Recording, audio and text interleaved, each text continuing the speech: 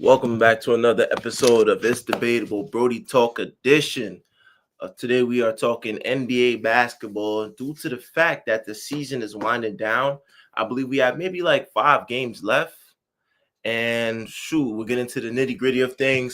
Teams still out here fighting for playoff position, playing position as well.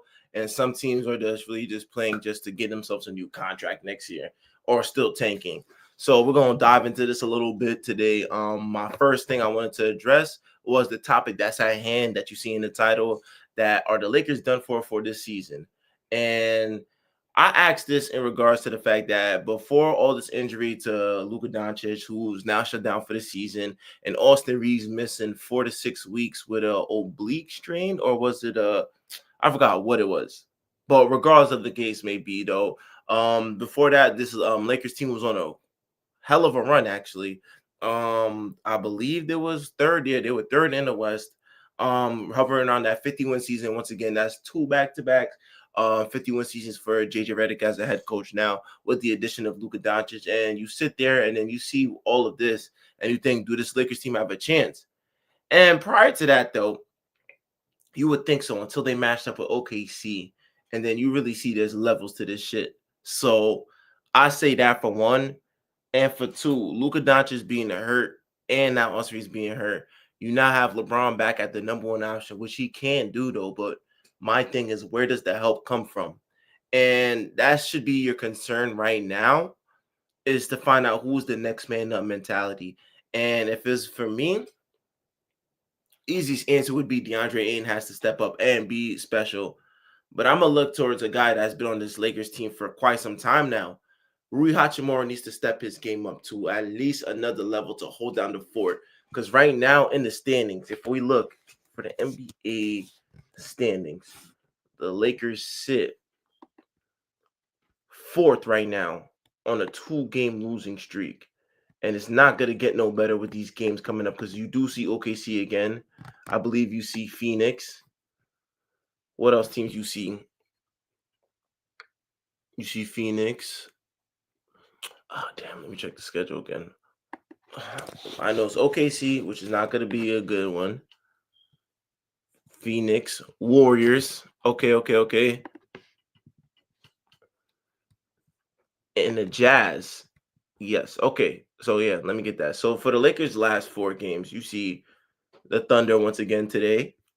It shouldn't be a good one. You see the Warriors, who just got Steph Curry back.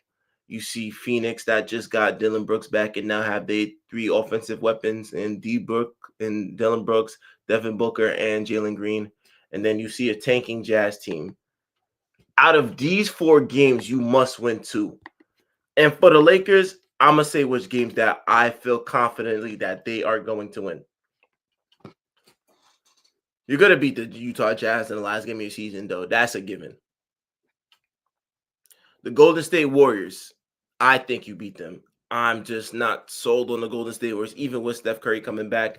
I just think that they have these struggles throughout this whole season. I don't think nothing's gonna get better from them. OKC, you get your ass whipped tonight. I'm sorry, man. I hate that it had to be y'all, but at the same time, y'all stand no chance. No Luka, no Reeves, y'all stand no chance. And the Sun is a toss them. So in reality, the Lakers can win 3 out of these 4 games. But what you need to do is win 2 out of the 4 games, and you're going to beat the Jazz, no doubt, on the last game of the season, April 12th.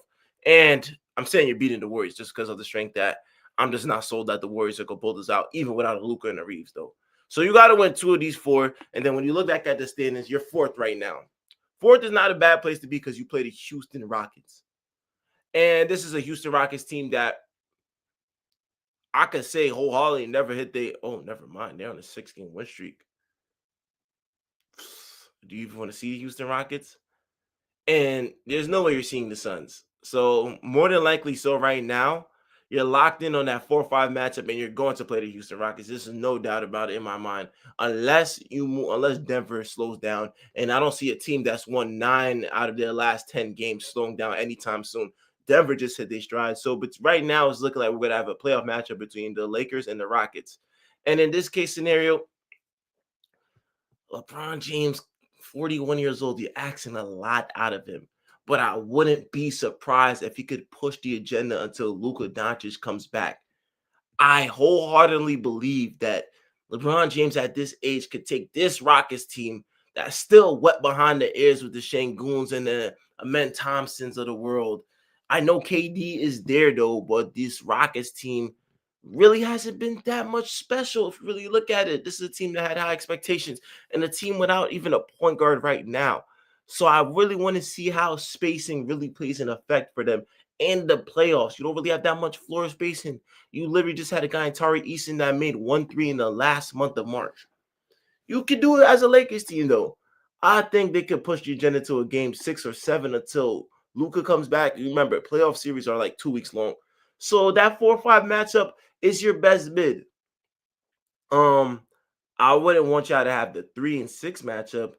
I think y'all find a way to keep the fourth. So the Lakers might have a chance. This first round could really come down to just their matchup and how well can Luka come back in time and be healthy and be special. Because if Luka comes back, it changes the whole agenda of this. Because this Lakers team has had this Rockets team number for the whole season except for Christmas Day. But that's when it was finding their way and shit like that. But for the most part, though, this could be an interesting matchup. That 4-5 KD and Bron. Oh man, that's must see TV in the playoffs, man. So you gotta get that. You gotta maintain that 4 spot. I wouldn't want the Lakers to see the Timberwolves that are sitting 6, and they're most likely going to be locked in for 6. I don't think they're going anywhere. Denver is not slowing down too, so there goes your matchup right there. LeBron James, I think he could be special. I think you got to keep that. I think if anything, the 4 or 5 intertwines though, because I believe what the Rockets are a game back, a game and a half back from that fourth seed. But either way, though, that's most likely going to be the matchup for the first round. The Lakers versus the Rockets, KD versus Brown. Man, you're gonna love to see it. And if anything, I'll break this down later on once we get the full seeding. But it should be an interesting matchup, though. I'll give it that. It should be an interesting matchup. But that's what I wanted to get out the way. Moving on. Second topic I wanted to talk about, the Wild Wild East. So as I was looking the other day, Jalen Duren after a win said that the East runs through Detroit, and you know I have no problem with that comment due to the fact that you young team, you feeling yourself. This is the best. This is the best season y'all had since like damn near 05, 06, maybe 04, maybe when I was a fucking jit. So all respect to the Detroit Pistons, especially able to hold down the fort with Cade Cunningham being out. And they're on a 7-3 out of their last 10. Only lost one game. I believe that game was to Orlando. Whoop-de-doo. But for the most part, though, being managed to hold down that 1 seed with 57 wins is an impressive task too. And with 4 games to go, I believe I wouldn't be surprised if they strive to win 60 wins this season. I think that's something they're gonna go for. And you know what? I'm jacking it. I think that if I'm the Detroit Pistons, I try to win 60 wins. I try to go 60 because my last couple of games are against the Milwaukee Bucks, who damn near called it a quits this season. Doc Rivers is talking about, yo, check my resume. Who's the next game after that? Then you play the Charlotte Hornets, who's going to be a tough game, and I think they're fighting for seeding. But unless JB Bickerstaff want to rest his players, then I believe like the Stars might not play. And the Indiana Pacers, you have 3 games left. If I'm the Detroit Pistons, I say fuck it. Let's go for it. Let's go for 60 wins, man. It's been some time, man. All the hypes around Detroit, I would like to see it. So for them saying that that Detroit runs the East, you got to go through Detroit. It's a tough statement to say, though. It's an arrogant statement, though, but you need to build that confidence for your team, though. But in reality, when you look at that second seed and you see that the Boston Celtics are where they are right now, it's no surprise to me that they still are the ones that you got to get through in the East. The Boston Celtics are still the team to beat in the East, surprisingly so, even after having a season to where everybody was saying that they're going to have to take a step back. It's a bye season. 53 wins is 53 wins. Jason Tatum is getting his legs back more so. Triple doubles, 3-pointers, just whatever you need out of him. The game of basketball did not leave him. The IQ did not leave him, though. It's just a readjustment period, and he's still playing at a high level, which is crazy to me. So, Detroit, more than likely so. You're either going to play Philly or you're going to play Charlotte. And in this matchup, I don't know if I want to see Philly. No, actually, yeah, either Philly or Hornets. I think your best bet is seeing a young Charlotte Hornets team. I think that's your best bid. But when it comes down to it, Philly, if you see Philly in that eighth seed, I don't know, man. Joel Embiid is a lot to ask for in the playoffs, especially since he's being game managed. That's one thing I definitely take a look at. Joel Embiid being game managed has been the best thing for him this season too. The record might not show, but every time Joel Embiid comes back after a couple of games of rest, that has definitely looked it's definitely looked like Joel Embiid doesn't miss a step, especially last night too. I know that they lost to the San Antonio Spurs, but the San Antonio Spurs is one of the best teams in the NBA right now. So, but that doesn't take away from nothing Joel Embiid does on that floor when he's out there. So that's going to be a lot to ask for. If you get that 1 versus 8, that Philly versus Detroit matchup, man, I don't know, man. Y'all better hope Kate comes back soon, though. Charlotte, that would be a long series. I feel like a six game series though. But yeah, I feel like y'all could handle Charlotte though. I know they've been having a hell of a run lately. 8-2 out of their last 10. One of their best records so far in a quite couple seasons. 43-36. And all credits to Charlotte too. I definitely have been very hard on just the Charlotte Hornets organization due to the fact that I feel like they have all the talent in the world though. They just couldn't get it together. But just what you've seen over the second half of the season, they found it. LaMelo Ball has been healthy. Brandon Miller has shown flashes that he could be that second option, whether it's between him and Miles Bridges. Con Knipple has been just the brightest spot, I believe, for them this season, though. Credits to the front office finding that hidden gem. I wouldn't say hidden gem though, because it's still a lottery pick. But Con Knipple, what he's just been able to do with the floor spacing and being just able to do all of this, shout out to Con Knipple. I think that he's definitely sort of changed the franchise around too as well. And just to pick up in the center in Diabate. I don't want to fuck up his first name, so I'm going to say Diabate. That's the center that they definitely has been looking for quite some time. Somebody that runs the floor hard, set good screens, roll to the basket, and finish strong. And it's a double-double machine, and just be able to protect the rim and be an enforcer around there. I like what Charlotte has done, though. So either or that Detroit sees is going to be tough. But we could say that, or we could wind up seeing just one of the playing Warriors. And when I say playing Warriors, I hope y'all know what I mean. In the Miami Heat, just find a way to sneak into that A spot, which I would be so disgusted by. If the Miami Heat find a way to get into that A spot, I'm gonna be so disgusted though, because this is a team that I promise you does not deserve to be in the playoffs this year. I promise you. And I'm not saying it's just the hate, but I just feel like just time and time again, the plane really has saved this Miami Heat franchise from being lackluster. And I'm gonna say it again. The play-in has, saved the Miami Heat from being a lackluster franchise, though, because it's the same shit every year. You get no better. The last time there was better, I believe there was the 1 seed that was with Jimmy Butler. You get rid of Jimmy Butler, you're hoping to be better. Nothing has changed, man. Even with Jimmy Butler, y'all was in the plane at certain points in time. I made it off the finals from the plane, though. Congratulations, though. But the plane has literally saved the Miami Heat franchise from being poverty. And I'm gonna stick by it though, because this is annoying, man. Every year is the same shit, man. Playing this, playing that, man. You have the same trade packages. The Miami Heat said all the time, "Oh, we're looking to trade for a certain player, man," and they threw in the same package for everyone. Oh, we're gonna give you Duncan Robinson and Tyler Hero, and we want a Bradley Beal. Or we're gonna give you Tyler Hero or Khalil Ware. Bam Adebayo was untouchable, but he hasn't moved the needle. Norman Powell had a good start to the season and he's fell off the cliff of the world. Where's Norman been? I don't know. Andrew Wiggins, he just treats this like a job. He clocks in, he clocks out. I don't know where the disconnect is in the Miami franchise. It's kind of frustrated to see though, because this Heat culture is about effort and hard work, but yet we still find ourselves damn near in poverty. When is there going to be a bright spot in Miami? The last spot was when they went to the finals with Jimmy. And I don't think that Heat fans nor the front office gave Jimmy Butler the credit that he deserved for putting on for this Miami Heat franchise. They don't, because at the same time is look where you're at now. It's not like it gotten better. Y'all got swept last year by the Cavs. Y'all more than likely not going to make the playoffs this year, because I've never been a one to root for Orlando too, but I hope the Orlando Magic's knock them out at the play-in. Because it's ridiculous, man. Like, time and time again, man. The Miami Heat, I don't know what you go from here. Something's got to change. Either Bam got to go, and you got to find someone. You got to trade Khalil Ware somewhere.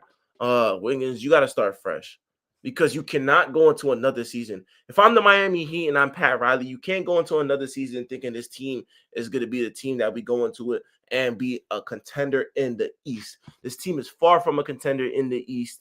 All these teams that surpassed them. The Charlotte Hornets, who at the beginning of the season were a laughing stock. Everybody was talking about, oh, are we going to trade LaMelo? They still managed to do something. 76ers, despite the injury, despite Paul George having 25 game suspension, they still managed to have a better record than the fucking Heat. Joel Embiid being game man is still managed. The Toronto Raptors, who nobody was expecting them to be this high, have a better record than the Heat. The Atlanta Hawks traded Trae Young for CJ McCollum, found a star in Jalen Johnson, and still have a better record than the fucking Heat. Like, come on now. Are we serious? I'm looking at all these teams right now. This is more so the Hawks are a newfound team. The Sixers are not a newfound team. They went through the adversity with all the injuries and the suspension of Paul George. The Raptors are basically a newfound team, bringing in Brandon Ingram and having them to find a way to mesh with Scotty Barnes. Like, what are we talking about, man? The Pistons were a 6 seed last year, a first seed this year with the same roster, damn near. The same roster. And you telling me as the Miami Heat team, you've had the same roster for damn near 5 to 6 years. The Tyler Heroes of the world, the Bam Adebayos of the world. You can't figure nothing out. You're stuck in franchise poverty. You're 3-7 out of your last 10, man. You know, make me sick, man. Literally, this team makes me sick to watch, man. Because the fact that they might even sneak in and get the 8th seed, I'd be so pissed, man. But enough about the Heat. Moving on to the MVP race. The MVP race has been something special to watch. It seems like every day is somebody new. And when I just finished watching just last night, Nikola Jokic at any given point in time really shows why he's one of the best players in basketball. Let me read you the Jokic stats last night. Jokic stats last night. Let me just go to it just to show y'all what he's been on. And they played the Portland Trailblazers, if I'm not mistaken. They played the Portland Trailblazers. Nikola Jokic finished with 35 points, 14 rebounds, 13 assists, 5 steals, 2 blocks. Let me read this once again. Nikola Jokic last night, 43 minutes of basketball, finished with 35 points. 35 points, mind you. Only went to the free throw line 4 times. 14 rebounds, which is a given. 13 assists, 5 steals, 2 blocks.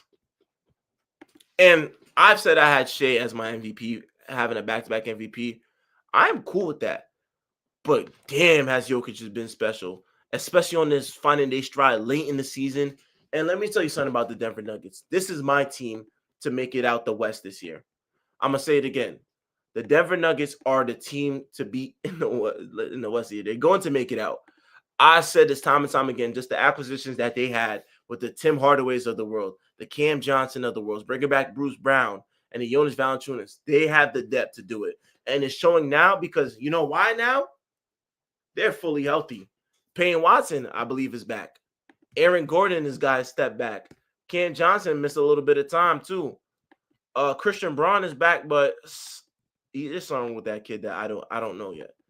I don't know about Christian Braun. I believe he got overpaid, but that's a story for another day, though. But for the most part, though, back to what I was saying, the Denver Nuggets. Nikola Jokic has a special run in him this year with just the help that he has. Tim Hardaway is going to make his life so much easier. Cam Johnson being that 3-and-D is going to make his life so much easier. I really think the Denver Nuggets make it out the West this year. And fun fact for you, they said that teams that won the championship the following year hasn't got out the second round in quite some time.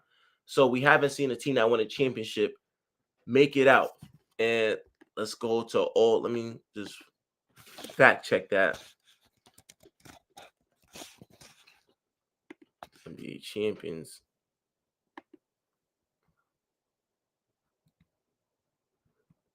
Okay, so we're gonna start with Toronto Raptors. Toronto Raptors beat the Golden State Warriors, and then the next year in the bubble, they lost in the second round against the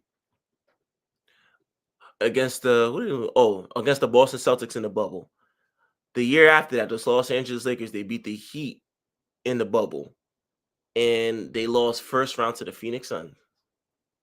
The next year, the Milwaukee Bucks, they beat the Phoenix Suns in the finals. The following year, they lose to the Boston Celtics in the second round. The Golden State Warriors defeated the Boston Celtics, and then they end up losing in the second round next year to the Los Angeles Lakers. The Denver Nuggets beat the Heat for the 2022-2023 championship. In the next round, in the next year they lost to the Minnesota Timberwolves in the second round. The Boston Celtics beat the Mavs 4-1. And the next year they lost to the New York Knicks in the second round. So OKC, can they break that curse? Because this is a 1, 2, 3, 4, 5, 6. A 6-year curse now. To where teams that won the championship has not made it back to the conference finals the following year. Can OKC break that curse, or are they going to be the team to lose? Because right now, how it's shaping up. Let me go back to the standings right now. In the standings right now, the OKC Thunder, no matter who they play, whether they play the Clippers, the Suns, the Blazers, or the Warriors, they're getting them out of there. In that 1-4 or 1-5 matchup between the Lakers and the Rockets, can they do enough to get past them? Right now, it's looking promising though, but I don't know, man. I really don't know. But yeah, I just had to pinpoint that out there. But back to my statement, the Denver Nuggets. I believe that them hitting a stride this late in the season, winning 9 out of their last 10 games, they're definitely on a roll. I love what I see from the Denver Nuggets thus far. And I think that you found momentum in the right time, and this could lead to something special. So I was going to leave it. My last topic I'm going to leave y'all with. What's up, Stephen A? I ain't see you say nothing about the Knicks. I ain't see nothing. Let me go on ESPN. First Take. I'm a big fan of First Take. Don't get me wrong. I've been watching that since legit. But every time I look at First Take, it's always this. It's always, oh, the Knicks can't get it done. The Knicks look disappointed. So nobody's saying nothing about the Knicks when they had a good win against the Atlanta Hawks. Jalen Brunson had a slow start in that fourth quarter. He showed why Captain Clutch is a thing. 17 points in that fourth quarter. And and by the grace of God, how CJ McCollum's three-pointer did not count. That half-court shot did not count. That felt like a playoff game. And that's exactly why I'm very confident in the Knicks. But at the same time, I'm also worrisome. Because they show up when it's a close game. When it's around this time, I believe the Knicks play their best basketball. They play the most tough brand of basketball because nothing comes easy with the Knicks. Nothing. The last time the Knicks actually had something that relatively came easy was in a 5-game series against the Cleveland Cavaliers. That's when Julius Randle and the boys was on there. But for the most part, though, with the Knicks series, this always comes down to a 6-game series, a 7-game series. It's never nothing easy with the New York Knicks. All the series prolong and last for 6 or 7 games.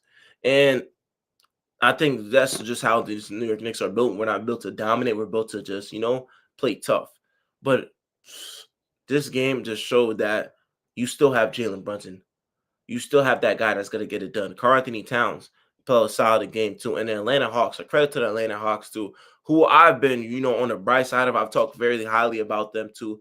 A special team, just centered around a bunch of pieces that are ready to play. And that showed you when Nickeil Alexander-Walker, who might have took over his teammate Jalen Johnson's most improved player of the year, though, because the way that he's been balling from a guy that's averaged 6 points last year to a 20-point per game score and showing you that he could be the man. He ain't Shea Gilgeous' cousin for a reason. Yo, he's not the only family member that could ball. Him and Shea are cousins for a reason, man. You gave him the rock and he produced, man.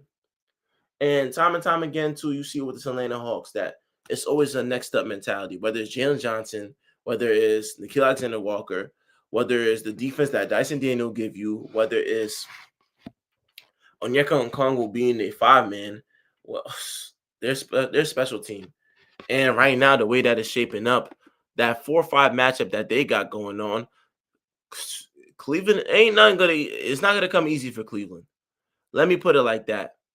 It's not gonna come easy for Cleveland at all, man. If this is the route we're going, hopefully the Knicks could keep on to that third seed. I hope they could keep on to that third seed. Please, New York, keep on to that third seed.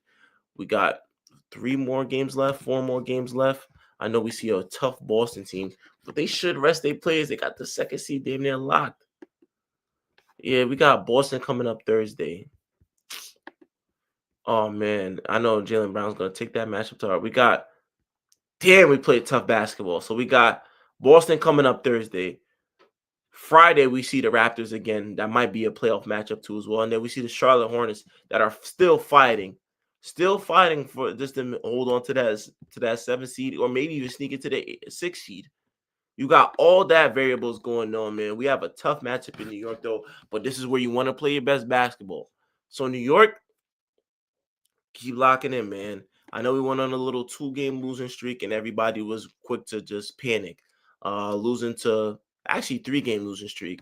And first take went on Stephen A. The Knicks not doing it. That's one thing I hate about Stephen A. Smith. And this is no disrespect to Stephen A. Smith, though. People could have their opinions on him, though. One thing I do respect is just as a black man, getting your money.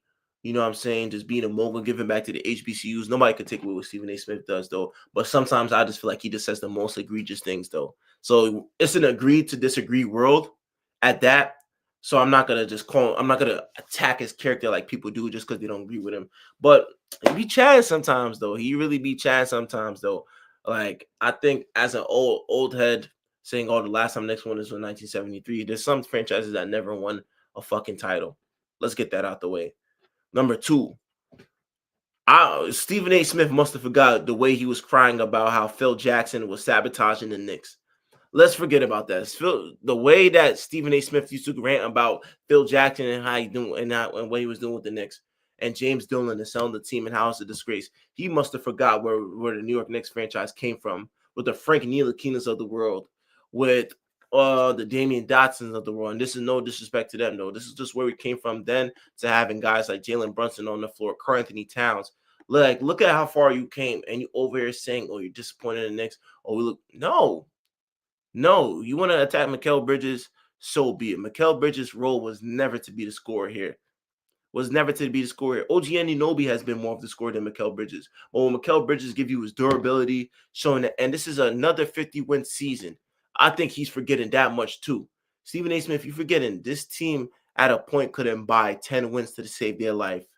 10 wins didn't, our 10th win probably didn't come till around this time to when the season's about to end and teams are resting their players. Don't forget about that. There's expectations now too, but Mike Breen was not wrong when he said, "Look how far we have came. Look at the excitement back in the garment. Look at last year where we went a playoff series. We went to the conference finals. The streets is damn near packed. This is a work in progress too, and we might not get it right this year too. But at the end of the day, man, this is a team, and you're a so-called fan. If you're a fan, Stephen A. Smith, right or wrong, you still show love to them boys. You don't attack them boys. You encourage them to play better. Come on, Mikal. We need you to play better. Don't say, "Oh, Jalen Brunson's your boy, and that's why." "Oh, I'm mad at Jalen Brunson." You sound crazy. And once again, this is not an attack on Stephen A. Smith, though, but I got to call it for what it is, man. This is your team. You swear you're a Knicks fan. If you're a Knicks fan, you don't bash the players on your team, especially with the type of influence that you have, because now people are going to listen to that and say, "You know what? He's right."